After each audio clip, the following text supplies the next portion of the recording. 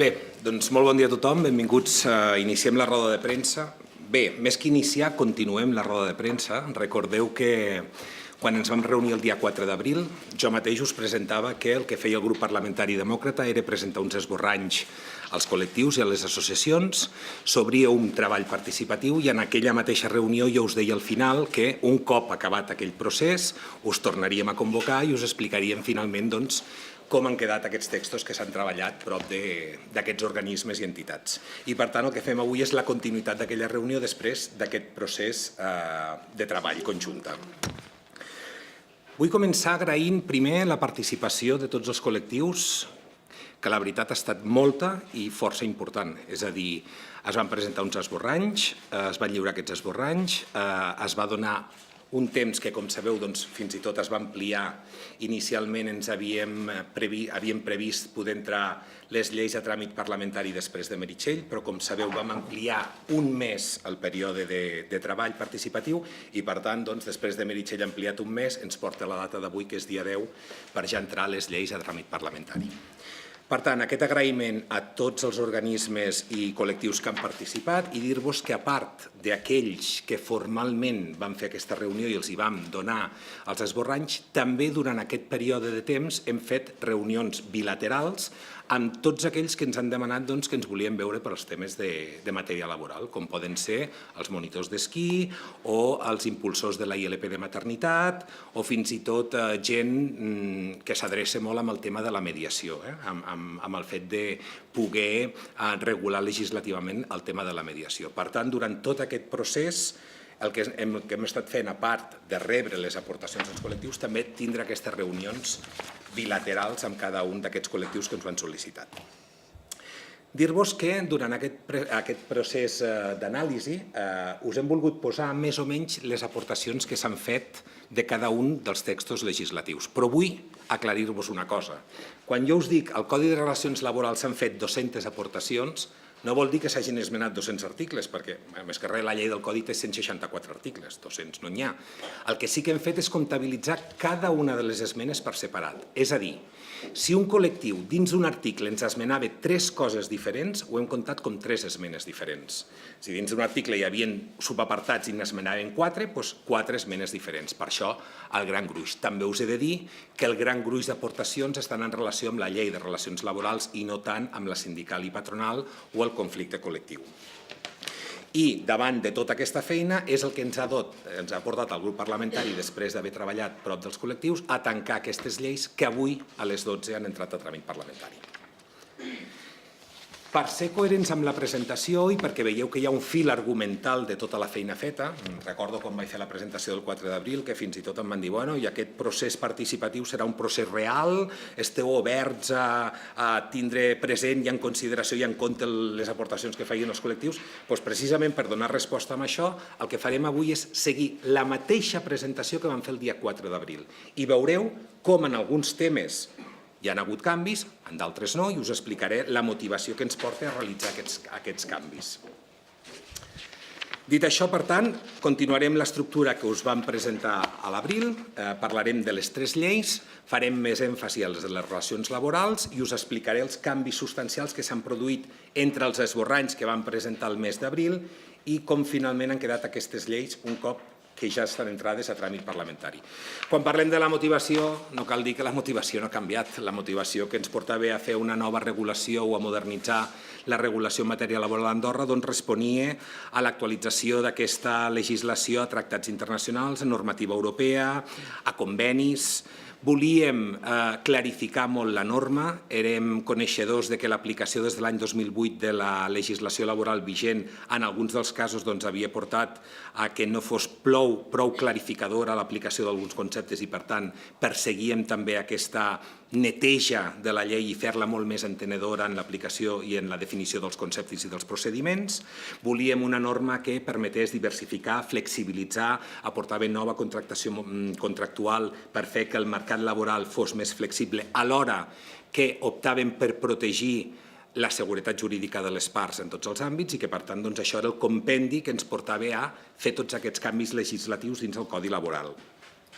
També presentàvem al mes d'abril la importància que tenia el col·lectiu de persones amb discapacitat, més després d'haver signat, com sabeu, i ratificat la Convenció dels Drets de les Persones amb Discapacitat i, per tant, fèiem un èmfasi especial dins de tota la legislació laboral de les persones amb discapacitat, però, a més, durant aquest període de treball, com sabeu, un dels col·lectius, que era la FAT, que també estava convidada a participar, hem fins i tot anat més enllà, clarificant i puntualitzant alguns altres conceptes que ens han fet aportacions des del col·lectiu perquè milloressin la redacció.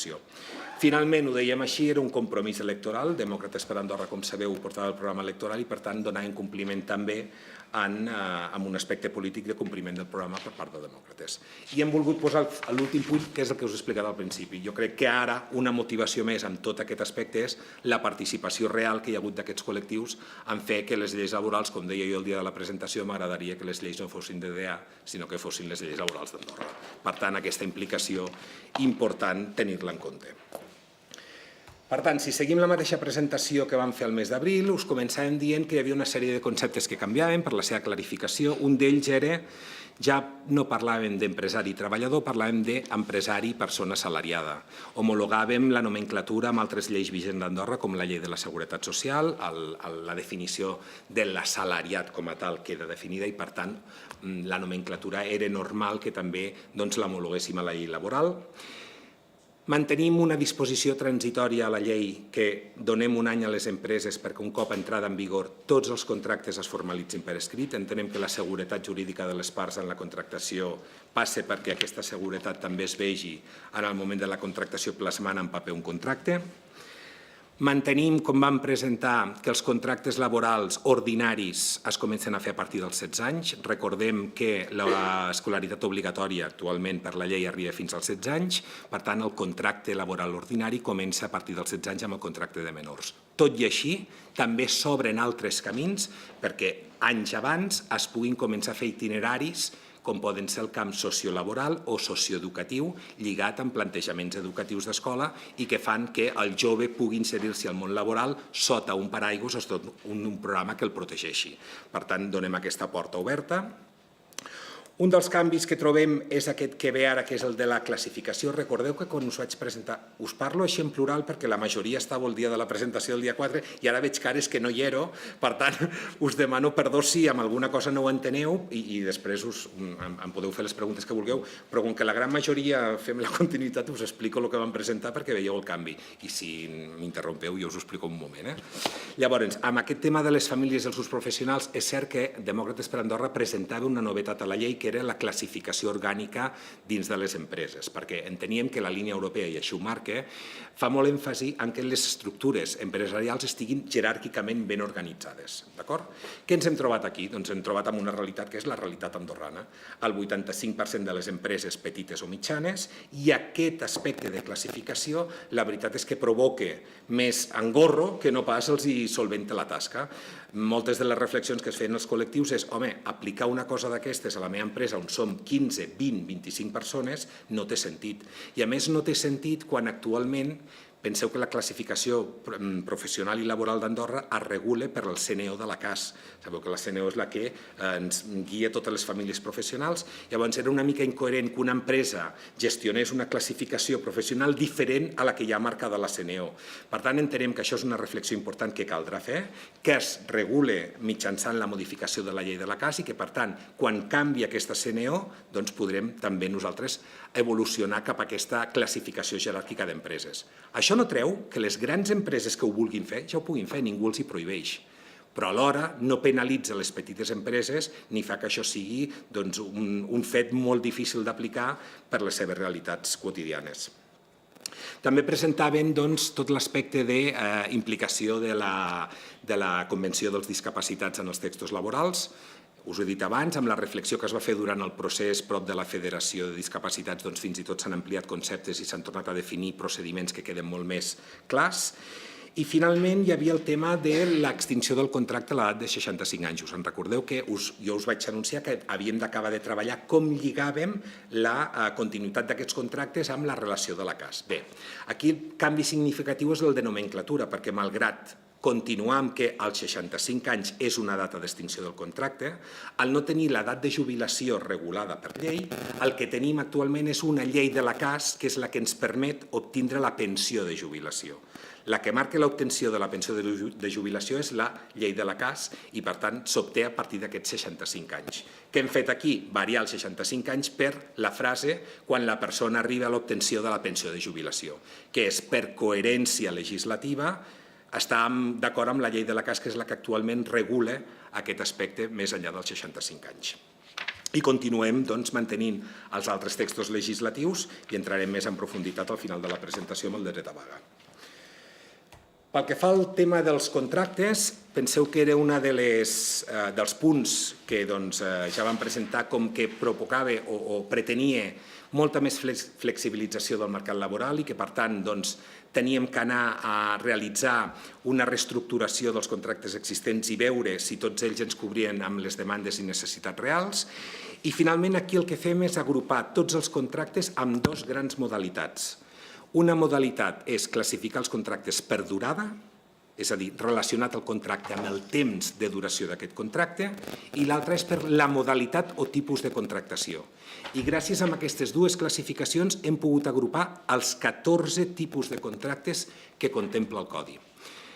Parlava abans amb uns companys consellers i em deien, home, 14 és una bona xifra de contractes. La veritat és que dona molta flexibilitat.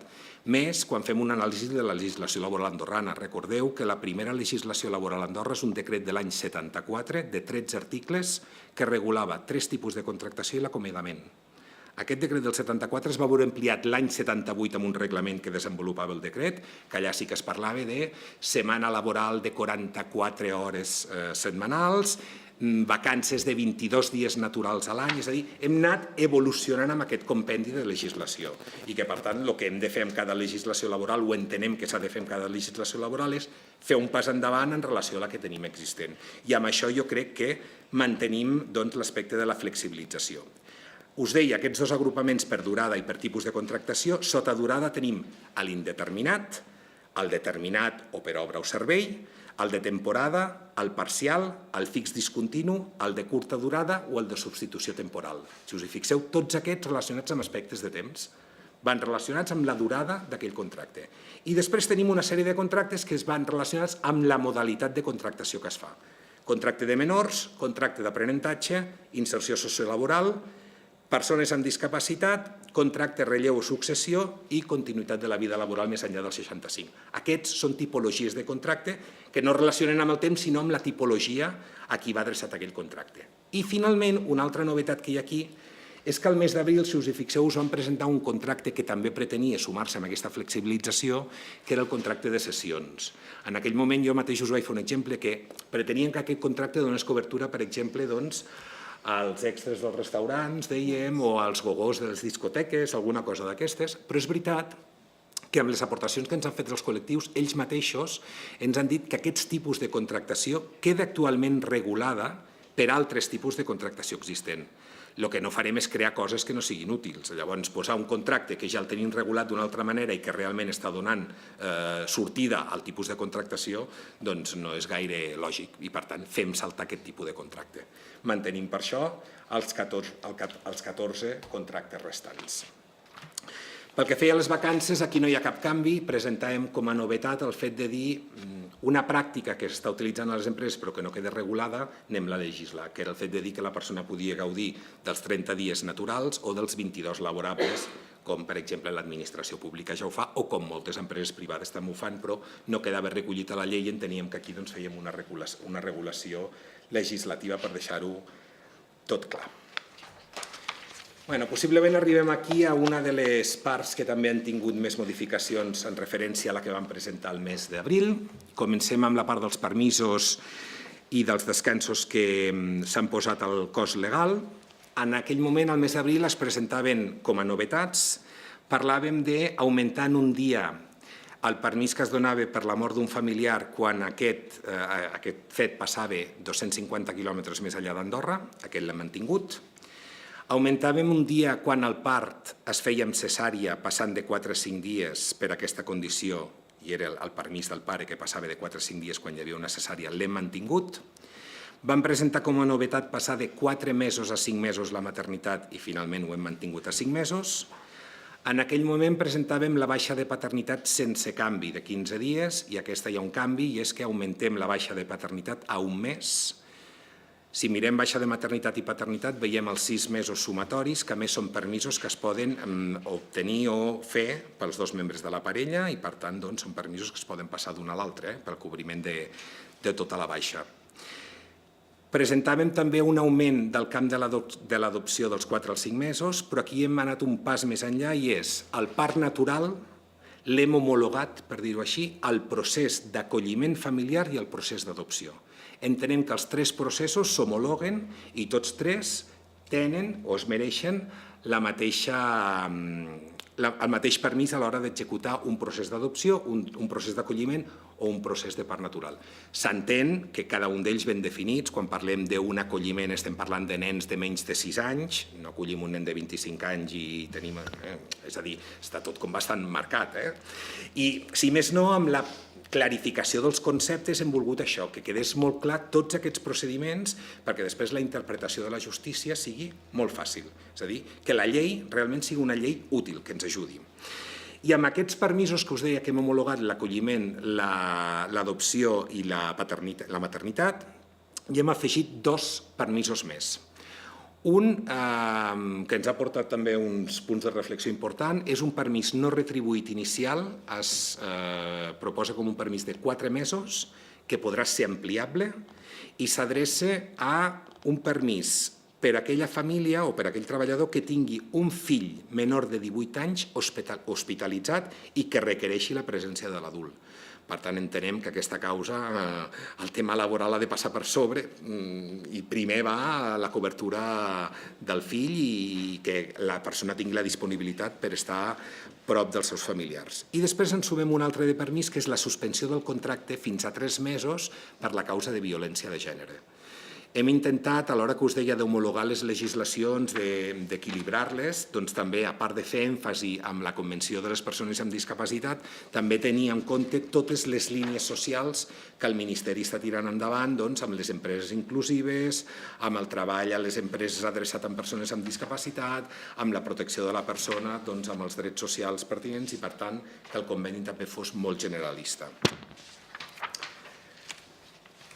Quan parlem de les hores extraordinàries, aquí hi haurien 2 canvis en relació al que havíem presentat com a estructura. El primer és amb mantenir el còmput límit de les hores que es poden fer. Recordeu que n'havíem presentat 2 al dia, 12 a la setmana, 48 al mes i 426 a l'any. Aquí hi ha hagut una reflexió de molts col·lectius i és certa que un cop analitzada tenen tota la raó, i és a dir, hi ha moltes circumstàncies on en un dia concret, per una incidència, per una averia, es pot necessitar més de 2 hores d'actuació extraordinàries, en canvi ja no n'utilitzaran més en tota la setmana. Amb l'àmbit de continuar protegint els límits horaris, perquè recordeu que la disminució de les hores extraordinàries respon al fet que quan un empresari realment té moltes hores extraordinàries a fer, el que s'ha de plantejar és una nova contractació, és a dir, el fet de dir una contractació a ple temps o una mitja jornada per donar més sortida amb aquesta flexibilització en l'àmbit laboral que dèiem, doncs també dir, quan hi hagi una incidència en una empresa i aquell dia puntualment sigui necessari que no sigui la llei que tanqui el fet que no es pugui fer. Mantenint la protecció del límit, però donem aquesta llibertat perquè la primera que marque el límit sigui la setmana i no el dia, per a aquestes situacions de lo que ens pugui passar. I finalment nosaltres fèiem una reflexió, sabeu que actualment les hores extraordinàries es paguen en franges, les 4 primeres amb un 25, les 4 següents amb un 50, les 4 amb un 75, fèiem una proposta d'homologació d'aquestes hores. La proposta d'homologació ha estat ben vista per la majoria de col·lectius perquè entenen que simplifica molt la tasca del pagament. A més, ens posaven moltes situacions d'anàlisi on vèiem com es realitzaven aquestes hores. També és cert que quan hem fet una mica d'estudi prop d'empreses, sense donar noms, només mirant xifres, veiem que el més utilitzat són les 6 primeres hores extraordinàries en un contracte, és a dir, les 4 que es paguen a un 25% i les 2 següents que es paguen a un 50%, són les més utilitzades mensualment de manera ordinària. Per tant, fèiem aquella proposta del 35% i finalment, amb apreciacions d'alguns col·lectius, doncs aquesta l'hem pujat amb un pagament únic, però al 40% de l'hora extraordinària. Pel que fa al tema de les indemnitzacions i quitances, vull deixar molt clar una reflexió que potser quan la vaig explicar a l'abril no va quedar molt clara, o almenys alguns mitjans de comunicació, quan vaig fer el seguiment de les notícies, no vaig veure que quedés molt clara. Quan parlem d'una quitança, el procés de la quitança és el procés que es posa en funcionament quan una persona és acomiadada. És a dir, sigui perquè la persona renuncia al lloc de treball o sigui perquè l'empresari li comunica un acomiadament. Quan entra en joc aquesta quitança, els conceptes que formen la quitança són dos: el preavís per un costat i la indemnització per un altre. Però en cap cas els dos van junts. El preavís es crea i es posa en funcionament per una realitat i la indemnització és el reconeixement a la tasca del treballador de tots els anys laborals i a pagar aquest reconeixement d'anys a l'empresa. Què va passar aquí? I això és el que vam intentar explicar. Per al tema de la indemnització, que el veurem després, el no causal, que és aquells 25 dies per any treballat fins a un màxim de 365 dies, això no es canvia, no varia. Però sí que hem variat la figura del preavís, entenent que en molts dels casos els preavisos no acabaven de funcionar de la manera que s'havien concebut. Per què? En el moment que es dona una carta d'acomiadament a un treballador i aquest treballador ha de mantenir-se 2 mesos en una empresa treballant, no és fàcil la gestió d'aquest treballador. Per un altre costat ens trobem la inversa. El treballador pot vindre avui i dir: escolta, jo necessito una altra feina, m'ha sortit una altra feina i el nou patró m'està dient que demà començo a treballar. I tu li dius: escolta, tu em deus un mes de preavís, si no me'l dones te l'he de descomptar de la quitança. Per tant, aquesta perversió de la quitança i del preavís l'hem volgut reconduir amb les dues parts. Hem rebaixat el preavís de la part empresarial, però també el preavís de la part de la persona assalariada. La part empresarial passa dels 90 dies com a màxim, que seria el màxim de tot el preavís, quan ja fa més de 15 anys que està a l'empresa passaríem aquests 30 dies de màxim, i la del treballador passa de 30 dies de màxim a 15 dies. Com a màxim també d'hipotecar-se una situació quan hi ha un procés de quitança. Per tant, el preavís és aquest primer concepte i el segon concepte és el propi de la indemnització, que, com us deia, el de la indemnització no causal no es varia, 25 dies per any treballat en 365 dies com a màxim, i el de l'acomiadament injustificat, improcedent o indegut es penalitza de la següent manera.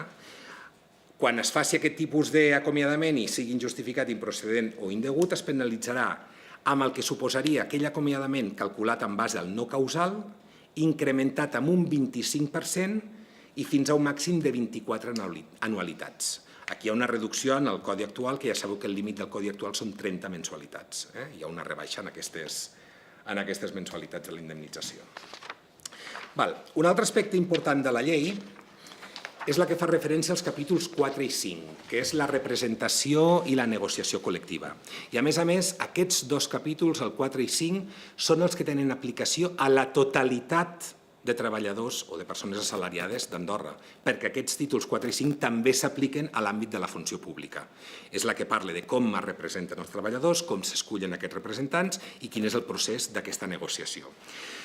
A tall d'exemple, dir-vos que en el codi vigent actualment, el del 2008, només perquè us feu una idea, empreses de menys de 50 treballadors, un representant.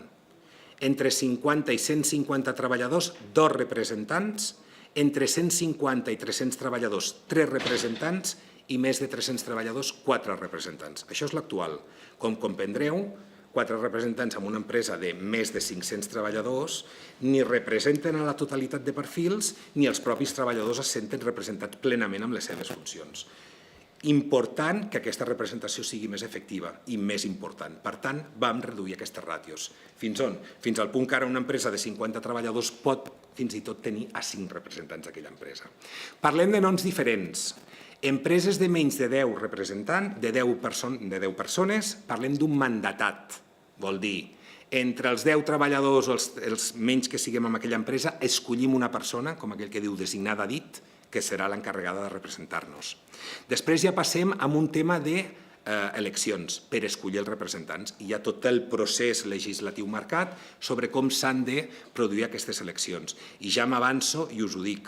Des de l'entrada en vigor de la llei es donarà el termini d'1 any perquè totes les empreses que ho hagin de fer celebrin les eleccions. Si en el període d'1 any no s'han celebrat aquestes eleccions, el govern les marcarà.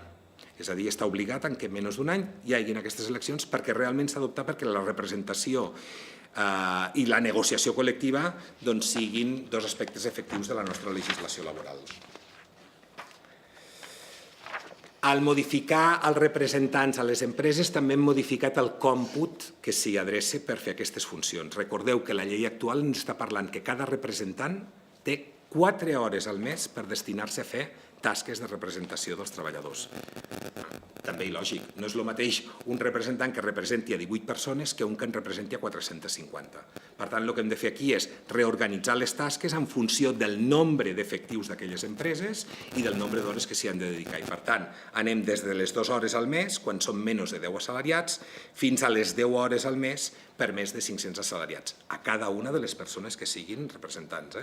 No és 10 hores a repartir entre tots els representants, sinó que a cada un li toca el seu còmput d'hores.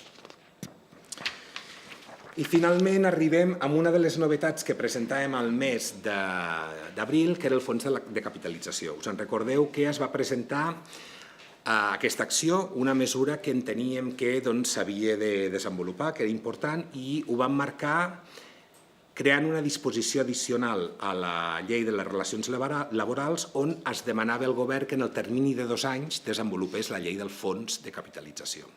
Què hem tingut aquí? Doncs hem tingut moltíssimes aportacions de tots els col·lectius, gairebé de tots, valorant positivament l'acció, molt positivament l'acció, però no veient clara ni entenent del tot l'aplicació d'aquesta acció. I és més, alguns col·lectius la veien des d'una òptica i altres des d'una altra. Per tant, això ens va donar peu a dir no, el que cal aquí és un procés important de reflexió sobre com ha de ser aquest fons, perquè realment no ens hem d'oblidar, recordeu quan el vam presentar que era aquella motxilla que acompanya el treballador, que es nodreix amb aportacions del treballador i de l'empresari, que a més quan l'assalariat se'n va d'empresa s'emporta la motxilla amb ell i l'acompanya durant la vida laboral, és a dir, el concepte està molt ben valorat, l'aplicació ja no entenem tant com s'ha de fer, perquè a més tenim paral·lelament una cotització a la Caixa Andorrana de Seguretat Social i, per tant, s'ha de mirar en els 3 àmbits com es desplega això. Com ho fem? Mantenim una disposició final, però a més de demanar en 2 anys que el govern faci una llei, exigim al govern en 1 any que faci un estudi on es presenti la realitat del que ha de ser aquest fons de capitalització.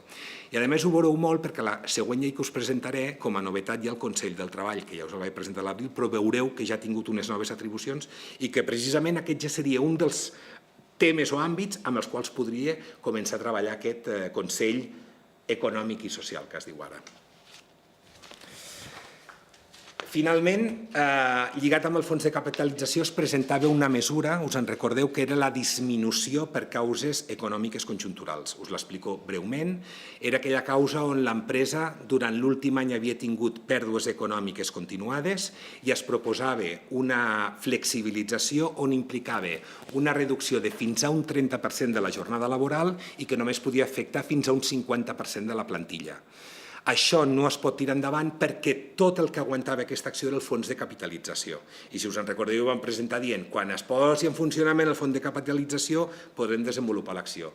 No cal hipotecar aquesta acció perquè va conjunt amb el fons i ho treballarem tot junt quan es treballi el fons de capitalització i alhora aquesta eina no impedeix que puguem tirar endavant la reforma laboral que ja era el compromís de fer-ho així. Per acabar, només comentar-vos un parell de coses de les disposicions de la llei que em penso que són interessants.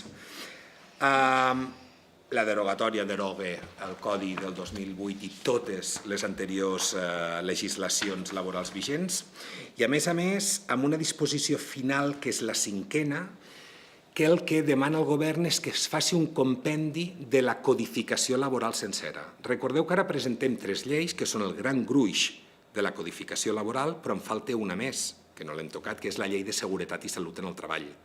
Aquestes 4 són els que demanem al govern que es tornin a publicar en un compendi de les 4 lleis, perquè entenem que això és el que forma la codificació laboral d'Andorra i que, per tant, han d'estar unides les 4 lleis. Us explicava al principi de la qualificació d'aquestes 3 perquè realment ja veureu que les 3 lleis van totalment unides. És a dir, les relacions laborals contempla el règim sancionador que s'aplica als altres 2 cossos legislatius. Imagineu-vos si tenen relació les 3 lleis quan són d'aplicació conjunta, d'acord? Bé, entre altres disposicions, la de convocar eleccions, com us he dit abans, d'un any des de l'entrada en vigor del Codi. Si no es fa el govern, les ha de convocar. Es potencia i es demana la regulació de la figura del mediador. Ja sabem que ja estan treballant, però ja es demana formalment aquesta figura, perquè en totes les lleis es desenvolupa encara més la figura del mediador i s'opta encara més per el procés de l'arbitratge. I per tant entenc que tant un com l'altre s'han de desenvolupar i han de tindre la cobertura legal que requereixen els procediments. I finalment amb les transitòries doncs hi hauria la transitòria que us he explicat al principi del contracte per escrit, la formalització del contracte i sobretot, com qualsevol llei, el dia que entri en vigor aquesta llei no serà retroactiva i tots els expedients i casos oberts amb la llei actual s'hauran de seguir regulant per la llei actual. Per tant, la no retroactivitat de la llei. Molt bé, la segona llei que presentaríem seria la llei qualificada de l'acció sindical i patronal. Aquesta modificació legislativa ha tingut, no em vull equivocar, em penso que 30 aportacions, el mateix que abans. És una llei de 32 articles. No són 30 esmenes articulats, sinó que són esmenes diferents. Quan parlem d'esmenes, ja ho he dit abans, però són esmenes des de coses d'ortografia a còmputs o recalculació de percentatges fins a esmenes de gran calat que han significat fer estudis més amplis a l'hora d'introduir millores legislatives al text. Doncs aquesta qualificada d'acció, llibertat i sindical, ja us vaig presentar a l'abril, una llei que ve de l'any 2008 de la llibertat sindical, primer moment a la història d'Andorra que es regula i es desplega l'article 18 de la Constitució, reconeixent plenament l'actuació dels sindicats a Andorra. També és cert que és una llei que en el seu moment es queda coixa, per dir-ho així, o presenta una llaguna, i és que es regula l'acció sindical però no regula l'acció patronal. I quan parlem d'aquestes relacions laborals i ja han definit a la llei de relacions laborals que la relació laboral és aquella pel qual un empresari ofereix una feina i una persona assalariada lliurement accepta fer aquesta feina, doncs aquesta relació és el compendi que ha de regular. Per tant, aquí entenem que si hi ha unes organitzacions sindicals i es parla de com es constitueixen, com actuen, com treballen, com es desenvolupen, també hem de parlar de l'altra part, que és la part de l'associacionisme patronal, perquè també hem de tindre la constitució de les associacions patronals i veure els mínims de desenvolupament d'aquestes associacions. I finalment aquí sí que hi hauria un canvi en relació al que vam presentar el mes d'abril. El mes d'abril us presentàvem aquest Consell Nacional del Treball, finalment ha acabat sent el Consell Econòmic i Social. Es crea un òrgan amb qualitat consultiva i d'assessorament, un òrgan que està definit i format per 10 persones. D'aquestes 10 persones, 4 són del govern, aquells que ocupen els alts càrrecs, ministres, en treball i ocupació, en formació professional, en afers socials i en immigració, i 6 persones són els agents socials. D'aquestes 6 persones, 2 persones representants dels sindicats, 2 persones representants de les patronals i 2 persones representants de les entitats cíviques. Però d'aquestes 2 persones de les entitats cíviques, una ha de ser una persona que sigui del Consell Nacional dels Discapacitats, precisament per donar la cobertura a la Convenció dels Discapacitats. I finalment, la tercera i última de les lleis que presentem, si la de llibertat sindical al 2008 va ser la gran novetat de desplegament de l'article 18, doncs aquesta és la gran novetat amb el desplegament de l'article 19. Ja ho presentàvem així. Es regula per primer cop a la història del nostre país la regulació del dret de vaga. Potser aquí, amb allò que us deia al principi, que s'ha fet molt èmfasi amb la figura del mediador com a figura de procés i en el procés de l'arbitratge com a procediment de resolució de conflictes abans que arribin possiblement a una via judicial i que per tant s'ha de potenciar el desplegament legislatiu d'aquestes figures. I també dir-vos que aquesta llei és la que menys esmenes ha tingut perquè és la més tècnica. És una llei que el que fa en el seu compendi és definir el procés, definir el concepte, explicar molt bé de quina manera s'executen aquests procediments, timings, i per tant és una llei molt tècnica que gairebé no dona peu a la interpretació. Precisament el que volíem és que fos una llei que fos molt clara i entenedora. Molt bé, doncs dit això, Tanquem el procés que havíem obert de treball i participació i avui mateix a les 12 hem iniciat el procés o la part final de les lleis que, com sabeu, és el tràmit parlamentari. A les 12 hem entrat les lleis de tràmit parlamentari. També dir-vos que prèviament m'he reunit amb els grups parlamentaris, perquè ara sí, ara és la tasca que ens toca als polítics, que per això estem aquí, per fer la tasca política de les lleis. Primerament hem volgut fer un procés de participació oberta de la manera que hem cregut més idoni i ara sí que ja comença l'etapa estrictament legislativa. I per tant avui iniciem o hem entrat a tràmit les lleis laborals d'EDEA. Dit això, ha sigut millor que la d'abans o no? Ha sigut més entenedora. Així, ràpid, el primer és quantes aportacions hi ha hagut per part de la CEA? No, això no ho direm. És que jo penso que l'important, a més amb el procés participatiu, el dia de la presentació us ho vaig dir. No es tracta de dir què ha presentat cadascú i què hem acceptat i què no de cadascú. Amb ells ja se'ls va dir així, era un procés participatiu on feien aportacions, les valoràvem, dèiem si dins del compendi del cos hi entraven i a més respon a un tema de confidencialitat que les pròpies associacions i col·lectius ens han demanat. Això no treu que lliurement vosaltres en la vostra tasca de periodistes us adreceu amb aquestes i que diguin el que han de dir. En tot cas, el nostre era recopilar totes aquestes que han sigut prop de 270 esmenes de tots els col·lectius analitzades. Percentatge que s'ha inclòs i no s'ha inclòs és que no el tenim quantificat així perquè enteníem que hi havia coses d'ortografia i de redacció que ni ens ho hem plantejat, vull dir que hi era un canvi radical i hi havia coses de més èmfasi, de més calat, que han tingut més temps de treball. I el motiu de mantenir l'acomiadament improcedent i de la rebaixa, de mantenir aquesta rebaixa? Mantenir l'acomiadament improcedent? És a dir, els sindicats, per exemple, havien parlat de canviar aquesta figura. Vols dir que no era el no causal?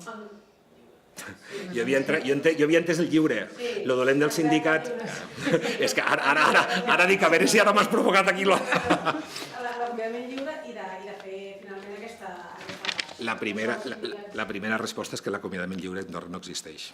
No hi és. L'acomiadament lliure és tu arribes a la feina i te'n vas cap a casa. Aquí hi ha un acomiadament no causal que se't paga per una sèrie de conceptes i que realment de lliure en té poc.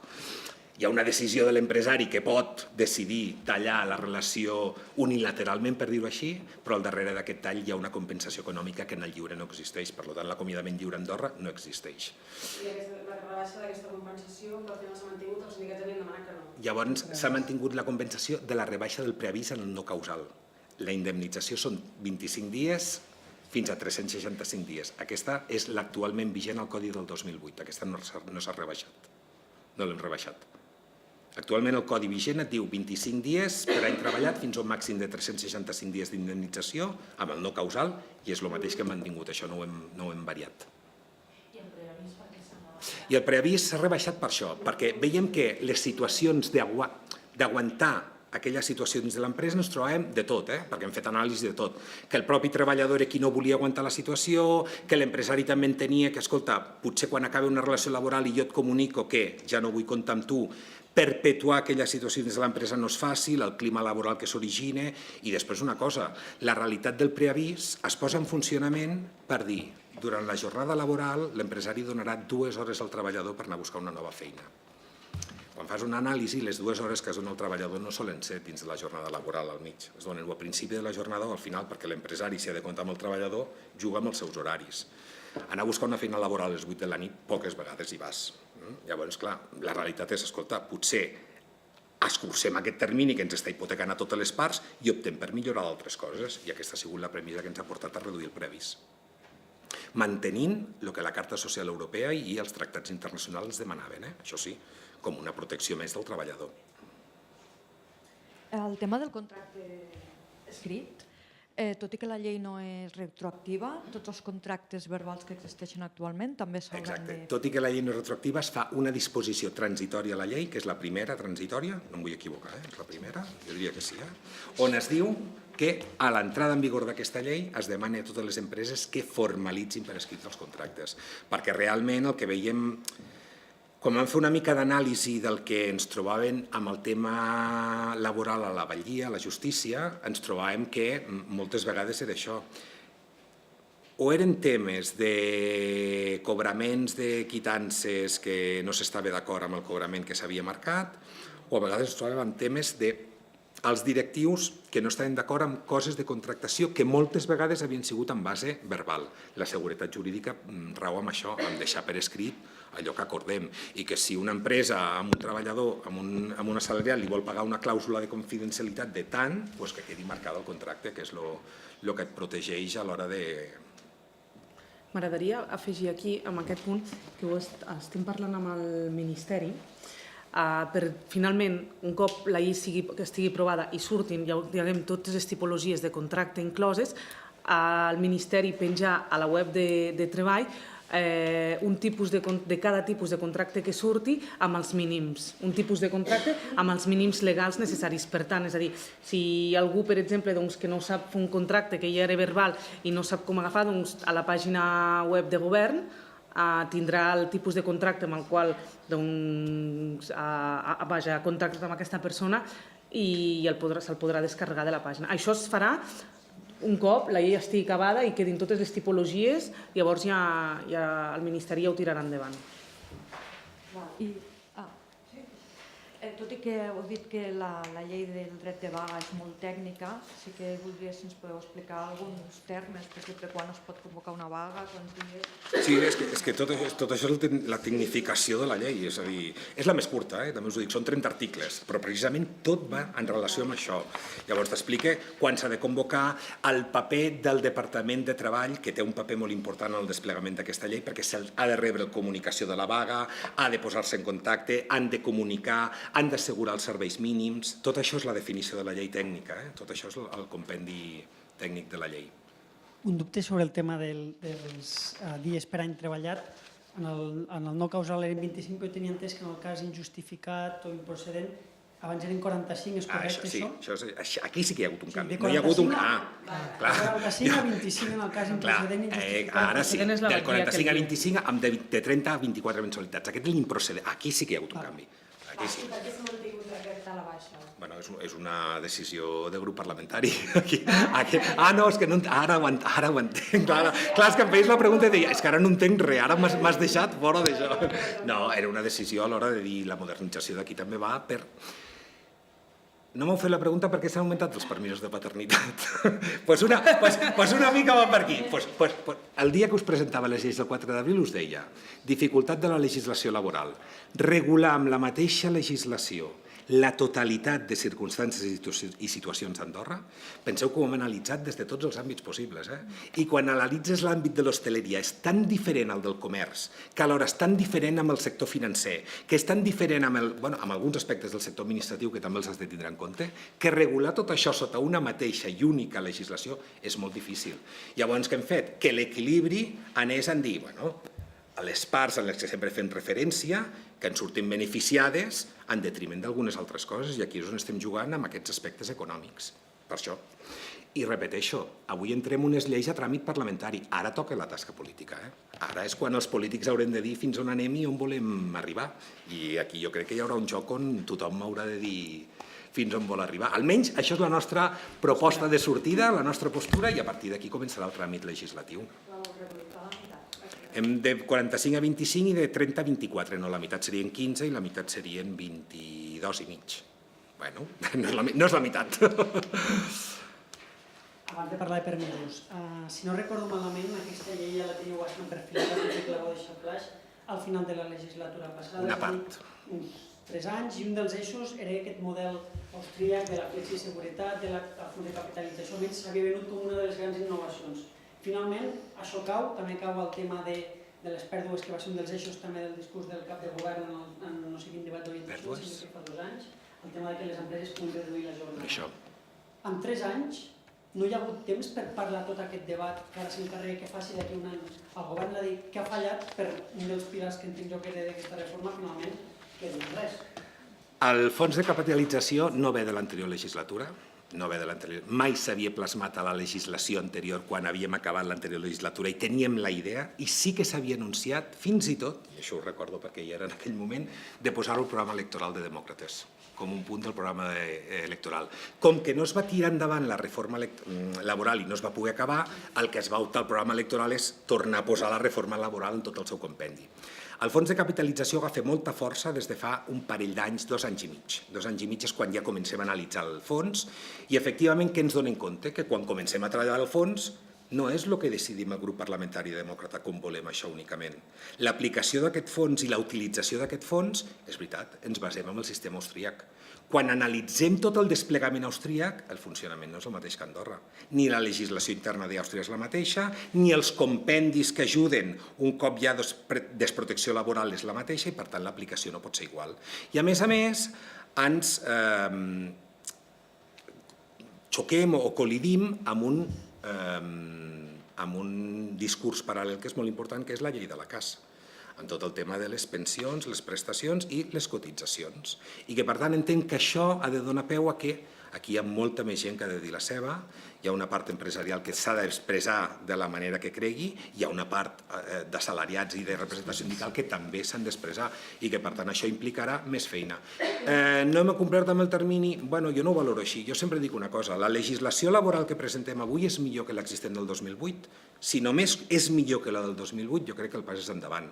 No arriba fins on alguns voldrien que arribés? Possiblement. Van darrere? Bueno, valorem-ho.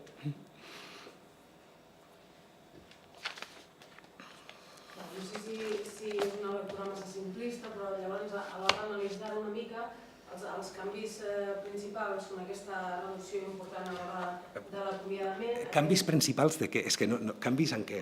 Canvi del Codi de Relacions... De l'actual, del 2008. De l'actual 2008. És aquesta reducció de l'acomiadament, aquesta possibilitat d'allargar la jubilació i que aniria una mica compensat, si no ho he entès malament, per aquest tema, per exemple, de l'allargament del mes de baixa de maternitat i el mes de baixa de paternitat. Molt simplista perquè totes les entrades sumen més de 75 canvis.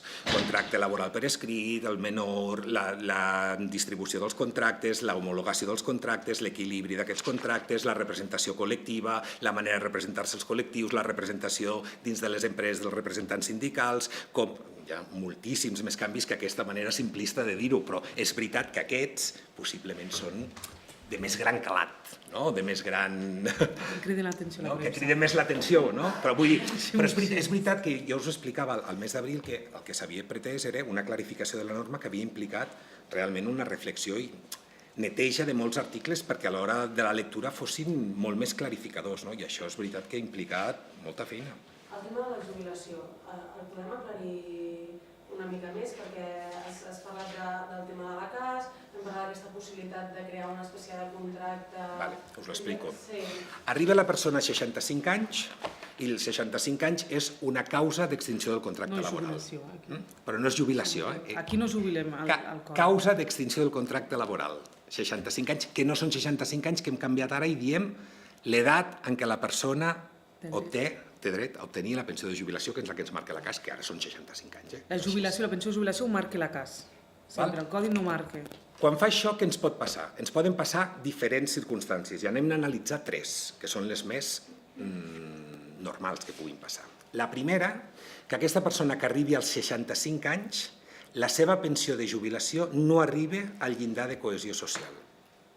Quan parlo de la pensió, parlo de la pensió total, dels 400 o 500 euros que rep Andorra, més els 800 o 700 que rep d'Espanya. Se sume i ha d'arribar al compte. Això ha de ser així, és a dir, el conveni de jubilació és per tot, perquè ja sabeu que el conveni de la CAS el que guia és que les pensions siguin sumatòries. Aquest seria un cas. Si la persona no arriba, amb aquesta persona se l'ha de protegir i ha de poder continuar treballant per continuar cotitzant i que tingui més cobertura, fins als 72 anys. Segon cas, la persona arriba als 65 anys i obté la pensió de jubilació i vol plegar. Però hi ha una possibilitat de continuar, perquè ella vol, perquè l'empresari vol, perquè les dues persones volen. Què fan? 2 camins. O el de relleu i successió, que és aquell contracte de 6 mesos, que es posa en vigor quan ha arribat als 65 anys perquè una persona substitueixi amb aquesta que marxa, o el nou contracte que s'estableix entre l'empresari i el treballador. I aquí és on hem hagut de fer l'aplicació com es fa, o sigui, com es duia a terme aquest nou contracte, perquè clar, al principi era una mica difícil, i al final quin és el camí i l'opció més clara.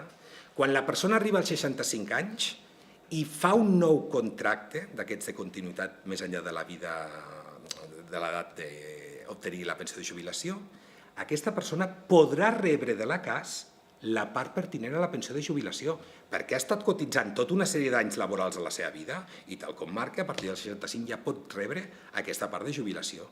I què farà la persona? Tornarà a cotitzar novament amb aquest nou contracte per aquests dos conceptes. Si és cert que aquest nou contracte no s'allargarà en molts anys, per tant, la variació no serà molta, però és cert que quan acabi aquest nou contracte la seva pensió de jubilació haurà augmentat, clar, haurà augmentat una mica perquè ha cotitzat novament un percentatge per a aquest nou procés. Però paral·lelament pot cobrar la pensió. Sí, clar, és que la pensió és un dret que ha generat la teva vida laboral. Tu quan arribes allà, precisament el que et diu la casa és que tens dret a percebre la pensió. Per tant, tu si vols ja cobrar una part de la teva pensió l'has de cobrar. T'ha de permetre. Aquest nou contracte Nou. Ja depèn, és que em sembla que he llegit que al maig havia comentat que el sou havia de ser més petit. No, això és el de relleu o successió. O sigui, això és una persona que, quan ha arribat als 65 ja plego, et puc posar un exemple pràctic, l'entenem bé? Jo plego i tu m'has de vindre a substituir. La meva empresa el que fa és un contracte a dos bandes entre tu i jo. A mi em redueix mitja jornada i a tu te'n dona mitja. Treballarem junts durant 6 mesos. I al cap de 6 mesos el teu serà un contracte efectiu i a ple temps a l'empresa i jo marxaré. Ja haurem fet aquest canvi. Gràcies. El que fa a les representacions sindicals de l'empresa, si entens bé, o sigui, primer, quina és la diferència entre mandat i delegat? I a partir de quan serà obligatori que les eleccions Totes les empreses que tinguin menys de 10 treballadors, totes les que tinguin menys de 10 treballadors, serà un mandatat. Entenem que quan són empreses petites el que hem de fer és agrupar-nos les 10 persones que estem a l'empresa o menys i dir tu seràs el nostre representant. És nomenat. I és nomenat, ha dit, tu seràs el nostre representant. Quan ja superen aquests 10 treballadors hem de procedir al que us deia abans, el procés d'elecció dels representants, que ja estan regulats per aquella quadrícula que us he explicat de tants treballadors, tants representants. I aquí és un procés electoral d'escollir els representants. Han de presentar candidatura, han de fer eleccions, tot igual. Val? I em feies una altra pregunta, Marta, perdona, que no... O sigui, a partir de 10 treballadors és obligatori fer aquestes eleccions. Clar, i aquestes són les que seran obligatòries, al cap d'un any les haurem d'haver fet. I si no, el govern ha de dictaminar que es facin. Via disposició transitòria. Obligatòriament. Convocarà un dia D'eleccions. Jo no sé com es farà, però suposo que serà això, el dia d'eleccions, no ho sé com serà. O la possibilitat que en una franja d'un temps es deixi temps amb aquestes empreses, perquè home, a mi si em convoquen en un sector determinat, el dia d'eleccions és un diumenge, potser no funciona tan bé com si fos entre setmana, és a dir, no sé com es realitzarà, però el fet és que les empreses estan obligades a fer les eleccions abans d'un any. I si no es fan, el govern ha d'actuar.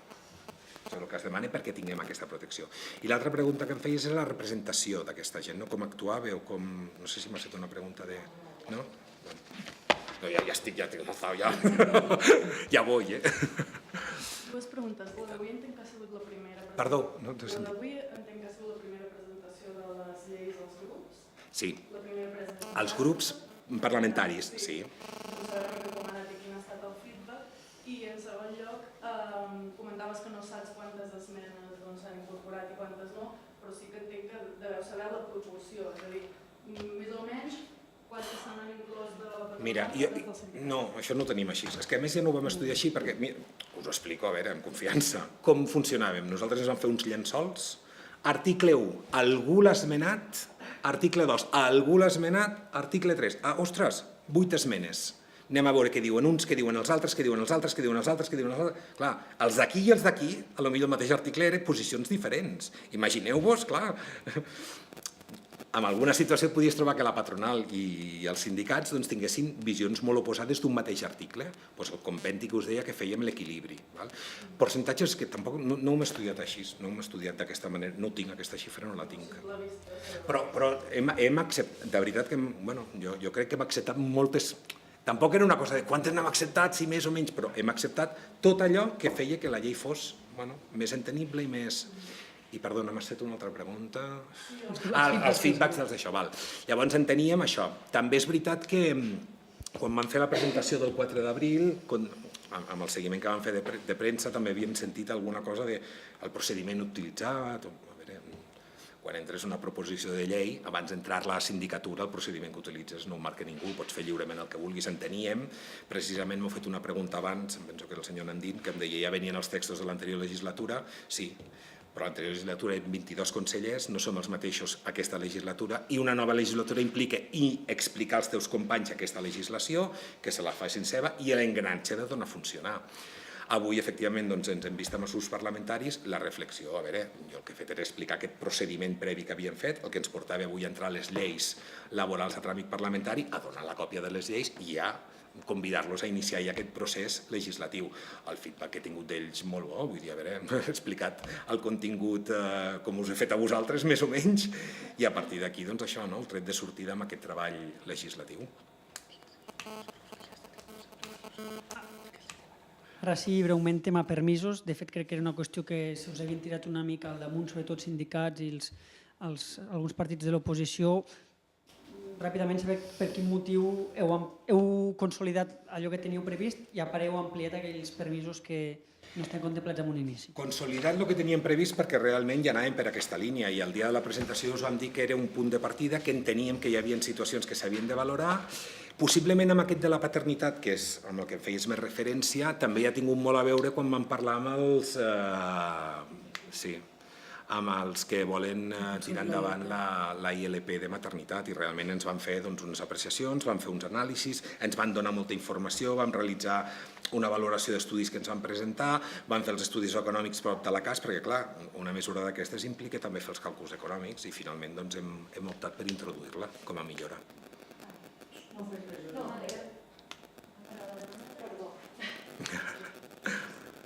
Volia demanar dues qüestions. D'una banda, quin marge de maniobra o d'acceptar noves aportacions hi haurà en aquest treball parlamentari, tenint en compte que totes les que han fet els diferents col·lectius se suposa que el vostre grup ja ha marcat el posicionament. Quin marge queda ara pels grups parlamentaris de poder introduir noves aportacions al text i tenint en compte també que molts col·lectius aniran a aquests grups a demanar via esmena o no se'ls acceptarà. I després, si s'ha respost en aquests col·lectius, que es va dir, si no recordo malament, que se'ls explicaria què se'ls acceptava i què no se'ls motivaria, si s'ha fet aquesta resposta o no s'ha fet, perquè hi havia alguns que es queixaven en aquest sentit. Exacte. Doncs ara començo a parlar del final, que em va molt bé, a més per lligar-ho em va molt bé, precisament per això. Quan vam fer la presentació del dia 4 d'abril, vam presentar el tema a les associacions i acte seguit als mitjans de comunicació. I jo vaig dir personalment en aquella presentació, no vull que hi hagin coses rares aquí al darrere, vull que el procés sigui net i clar, per tant, quan acabi el procés participatiu, us tornarem a convocar i us explicarem com ha anat. Si us heu fixat, durant tot aquest temps no he contestat a ningú que m'hagi perseguit una mica per les lleis laborals, precisament per això, perquè enteníem que era un procediment. Un dia on parlàvem també amb els companys del grup parlamentari, Déu-n'hi-do, lo bé que s'ha portat el procediment, malgrat que hi ha hagut algunes d'això. Jo he viscut personalment altres procediments on hi ha hagut més filtracions i més d'això, per dir-ho així. Per tant, estem contents d'aquest procediment i és cert que ens havíem compromès amb això. Què hem fet avui? Avui hem fet el mateix procediment que vam fer el dia 4. Hem començat per als col·lectius fent la devolució d'aquestes lleis a primera hora del dematí, després han sigut els grups parlamentaris i ara sou vosaltres, per seguir aquesta coherència transversal. Sí que és cert una cosa, i així els hem explicat als col·lectius. Ens hem vist, per el motiu que us he explicat abans, a vegades impossibilitats de donar resposta a per què no havíem acceptat coses, perquè l'anàlisi d'un mateix plantejament, analitzat des de diferents col·lectius, era diferent en cada un d'ells. I el que ens podia servir com a resposta d'un no ens servien els altres. Per tant, la resposta ha sigut una mica diferent. De tot el que heu presentat, mireu tot el que hem introduït al cos, i el que no, que hi hagi lliure perquè vagin a veure els grups parlamentaris i que es presentin. Ara, que no utilitzin això ara com a arma. Si m'has presentat dos, ara m'has de presentar dos, no em presentis quatre. No, una mica ho hem fet així, perquè ara obrir aquest treball a nivell parlamentari. La primera? La segona del marge. Perdona. No et puc contestar. No ens hem marcat cap línia vermella, això sí que t'ho puc dir, el grup parlamentari, de la mateixa manera que vam dir que obríem un procés participatiu i no ens marcàvem cap línia, el mateix començarà un tràmit parlamentari i a priori no ens podem marcar cap línia. Si és cert que, com deies tu molt bé, les lleis que han entrat d'EA ja estan una mica enfocades al que volem, però això no treu en cap cas que hi hagi un procés participatiu amb els companys consellers i que realment en període d'esmenes es puguin analitzar i avaluar cada una d'elles, com toque fer. Dos dubtes, una és continuar el que deia l'Andrés. Les baixes se sumen? Sí, perquè el que... Sí, Això ara ja passa. També si teniu previst si són dos mares o dos pares. també Sí, és previst. està previst. El que ens va portar una mica també la reflexió, i així els hi vam fer saber quan van vindre els propulsors de la ILP de maternitat, els hi dèiem, estem en un moment ara, semblarà una tonteria, però la definició del nucli familiar amb la realitat actual varia molt del que teníem abans, i això s'ha de contemplar, perquè precisament, com deies tu, a vegades ens trobem amb dos progenitors mares, dos progenitors pares, és a dir, que totes aquestes situacions les tenim i estan totes contemplades, totes. Totes contemplades i totes homologades, és a dir, totes el mateix. I també heu parlat de la possibilitat que una víctima de violència de gènere tingui 3 mesos. Fins a 3 mesos, sí. Però estem parlant de que no cobrarà. I potser És una suspensió del contracte. Llavors aquí s'han valorat coses amb interior, perquè hi ha coses de justícia i el que no pot ser és que aquesta persona, per no estar 3 dies a la feina, perdi la feina, perquè ja saps que una de les causes de no assistir 3 dies és perdre aquesta feina. Per tant, el que s'ha dit és no. Hi ha una situació de risc on s'ha de protegir i que, per tant, això no ha d'implicar que a la persona li vagi en joc la seva feina. Per això hem fet aquesta suspensió. Com es suplanta o com es pot fer si hi ha una pèrdua econòmica? Doncs tot el camí de les prestacions i les accions socials que està fent el Ministeri, que ja l'està en vigor, que com sabeu doncs, la cèdula que tracta els temes de violència de gènere ja té tota una sèrie d'ajudes adreçades precisament al col·lectiu. I el que intentàvem era que es coordinés tot i que realment el desplegament legislatiu donés resposta a tot. Molt breument, tema que en la part del dret a vaga, el tema dels piquets, em sembla que inicialment es preveia que podia ser un motiu d'acomiadament, no sé finalment això com queda. Això és important també dir-ho, veureu que en l'àmbit del règim disciplinar, que el té a les relacions laborals, però parla, sobretot l'hem ampliat moltíssim pel que fa referència al dret de vaga i a la llei sindical, tots aquests aspectes estan protegits. Un treballador representant sindical davant de certes accions estarà protegit, no es podrà acomiadar, és a dir, hem fet tot un desplegament també de protecció del treballador dins del règim disciplinari. Sí, no es podrà acomiadar per fer piquets. Tu. Què tens previst fer? A veure, Andrés.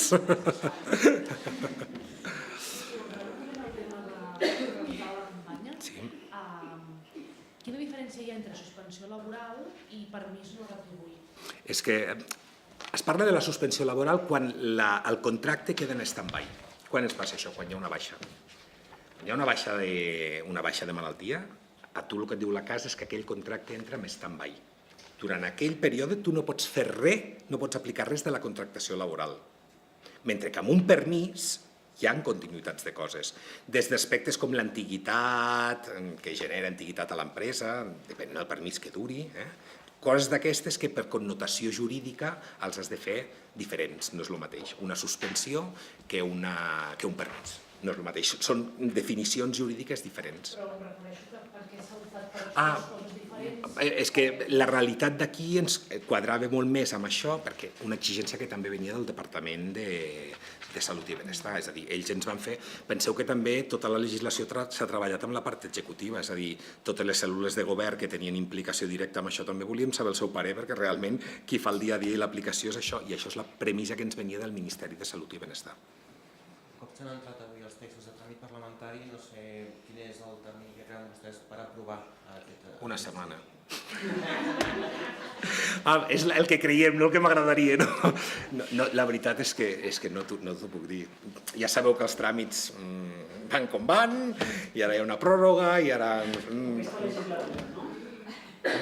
Senyor Nandín, jo espero que sí. A mi m'agradaria molt, vaja, m'agradaria molt acabar la legislatura amb les lleis aprovades. No et puc contestar, és que no ho sé, les hem iniciat avui el tràmit i tot anirà en relació una mica a com vulguin fer també aquest tràmit als altres grups, que també hauran de dir la seva. Aquest Consell Econòmic i Social, quin serà el seu paper que farà exactament? Bé, és el que us deia, és un òrgan consultiu i d'assessorament. Es crearà, jo crec que d'una manera força ràpida, perquè realment, ja us ho dic, ja hi ha coses que pugui fer aquest Consell. I a més, es crearà com un Consell, si em permeteu la paraula, viu. És a dir, no és una cosa que ara quedi bé damunt del paper i creem un consell i el deixem allà, no, que sigui un membre actiu per discutir, per analitzar tots els temes que facin relació a la matèria laboral d'Andorra, que precisament és on tens els interlocutors de referència i de representació del sector. D'acord? Doncs moltíssimes gràcies a tots. Ens hem guanyat el dinar, Bon profit.